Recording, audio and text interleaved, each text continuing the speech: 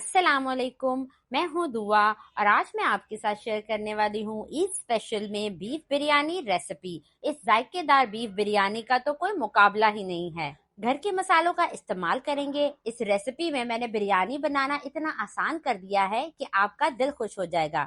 Recipe को आखिर तक देखें, अच्छी लगे तो लाइक कर दें और मेरे चैनल को सब्सक्राइब भी कर लें। तो चलें फिर ईद स्पेशल जायकेदार बीफ बिरयानी बनाना शुरू करते हैं। सबसे पहले आपको गोश्त के बारे में बता देते हैं। मैंने यहाँ पर बीफ का हड्डी वाला गोश्त लिया है जो वजन में 1.25 किलो है। मैंने बीफ को 2 बड़ी इलायची, ½ टीस्पून नमक और 2 गिलास पानी डालकर प्रेशर कुकर में बॉईल कर लिया था। तकरीबन 15 मिनट में गोश्त 90 to 95% तक अच्छे तरीके से गल चुका है। बाकी की कसर आगे जाकर भुनाई में जो है वो पूरी हो जाएगी। पानी का इस्तेमाल हमने इसमें ज्यादा इसलिए किया है क्योंकि हमें गोश्त की यखनी भी चाहिए थी जो हम आगे जाकर इस्तेमाल करेंगे। अब इस गोश्त को आप साइड में रख दें और बीफ बिरयानी के लिए कोरमा तैयार कर लेते हैं। एक कढ़ाई ले लें और इसमें 1/4 कप कुकिंग ऑयल डाल दें, यानी 1 कप से थोड़ा कम। बाकी ये बचा हुआ तेल भी आगे इस्तेमाल करेंगे। अब 2 बड़े साइज के प्याज ले लें, बारीक स्लाइसेस में काट कर तेल में शामिल कर दें। अब यहाँ पर हमने प्याज को फ्राई करना है ब्राउन होने तक। आज आपको एकदम परफेक्ट रेसिपी दूंगी। मिर्च मसाले भी इंशाल्लाह एकदम परफेक्ट रहेंगे, तो रेसिपी को आखिर तक देखें। प्याज हमारे फ्राई हो चुके हैं, तो अब यहाँ पर हम डाल देंगे 4 बड़े साइज के टमाटर जिन्हें मैंने 4-4 हिस्सों में काट लिया है। साथ ही डाल दें 2 टेबलस्पून भरकर अदरक लहसुन का पेस्ट और 3 टेबलस्पून भरकर हरी मिर्चों का पेस्ट डाल दें। कुछ स्पाइसेस भी इसमें शामिल कर देंगे। 1 टेबलस्पून भरकर नमक, 1.5 टेबलस्पून साबुत सफेद जीरा, 8 से 10 लौंग, ½ टेबलस्पून साबुत काली मिर्चें और 1 टेबलस्पून भरकर पिसी लाल मिर्च डाल दें। 8 से 10 आलू बुखारे डाल दें। सारी चीजों को अच्छे तरीके से मिक्स कर लें और फिर आधा कप पानी डालकर टमाटर को मसाले के साथ अच्छे तरीके से जो बिरयानियां बनाई जाती है कमर्शियली, उसमें सारी चीजें इकट्ठे डालकर उन्हें भून लिया जाता है। इससे टाइम भी बचता है और जायका भी अच्छा आता है। अच्छे तरीके से 5 से 7 मिनट तक आपने इस मसाले को भूनना है बगैर ढके। इतना भूनना है कि इसका ऑयल जो है वो सेपरेट हो जाए और मसालों की भुनने की अच्छी सी खुशबू आने लगे।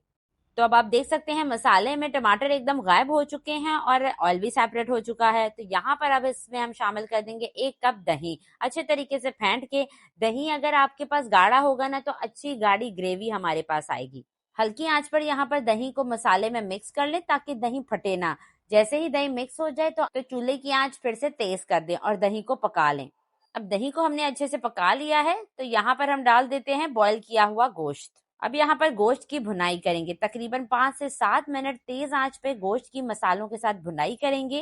गोश्त के भुनने की बहुत अच्छी खुशबू आ रही है और ऑयल भी निकल आया है। तो इस पॉइंट पे हम इसमें शामिल कर देते हैं 2 कप यखनी जो तकरीबन आधा लीटर है। अब यखनी को हल्का सा मिक्स कर लें और तकरीबन 10 मिनट के लिए हमने इस यखनी को मीडियम फ्लेम पर पकाना है। इतना पकाना है कि ऑयल जो है वो इसके ऊपर आ जाए। जब तक यखनी हमारी पक रही है तो हम दूसरी तरफ चावल बॉईल कर लेते हैं। मैंने यहाँ पर खुले बर्तन में पानी लिया है। पानी यहाँ पर उबल रहा है। इसमें 3 टेबलस्पून भरकर नमक शामिल कर दें। अब इसे हल्का सा मिक्स कर लें। जितना नमकीन ये पानी होगा उतने ही नमकीन हमारे चावल होंगे। पानी में यहाँ पर जोश आ रहा है तो इसमें चावल शामिल कर देते हैं। मैंने 1 किलो सेला चावल लिए हैं जिन्हें मैंने 2.5 घंटे पहले पानी में भिगो के रखा था। अगर आप बासमती चावल का इस्तेमाल कर रहे हैं तो इन्हें 20 मिनट पहले भिगो के रखें। अब जब आपने चावल पानी में डालने हैं ना तो मीडियम फ्लेम पर आपने चावलों को बॉईल करना है ताकि इक्वली चावल अंदर तक बॉईल हो। अब यहाँ पर चावल हमारे पक चुके हैं। जब आप इसे प्रेस करेंगे तो ये 2 से 3 दानों में टूट जाएंगे। तो इसका मतलब है कि हमारे चावल 80 to 85% तक डन है। तो अब इन चावलों को छान कर अलहदा रख लें। अब यहाँ पर कोरमे को देख लेते हैं। आप देख सकते हैं माशाल्लाह से ऑयल सेपरेट हो चुका है। यखनी जो हमने इसमें आधा लीटर डाली थी वो भी अब कम हो चुकी है। बस इतनी ही आपने इसमें ग्रेवी रखनी है। बिल्कुल इस कोरमे को आपने ड्राई नहीं करना है। इसमें थोड़ी सी ग्रेवी होनी चाहिए।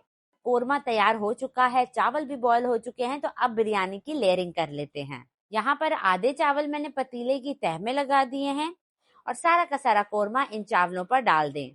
अब आपने एक चीज नोट की होगी कि इस बिरयानी में हमने कम से कम गरम मसाला इस्तेमाल किया है। इस बिरयानी की इसी सादगी में ही ज्यादा फ्लेवर है जिसकी वजह से ये ज्यादा खाई जाएगी। इस पर मैंने डाल दी है मोटी हरी मिर्चें, ढेर सारा हरा धनिया, पुदीना।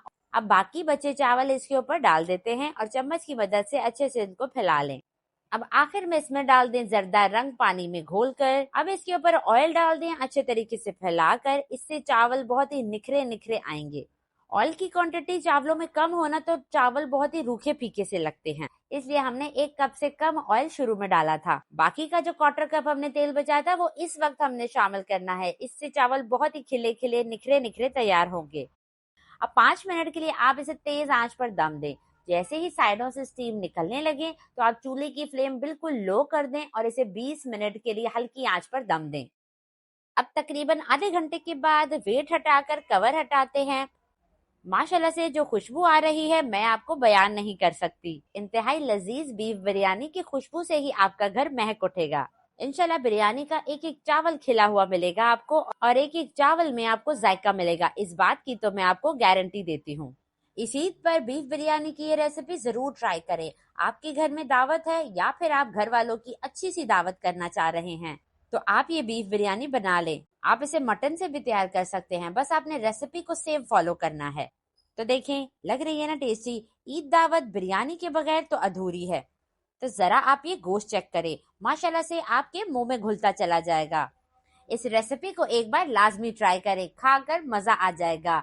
रेसिपी ट्राई करें तो अपना फीडबैक भी दे। अब इजाजत चाहती हूँ, अल्लाह हाफिज।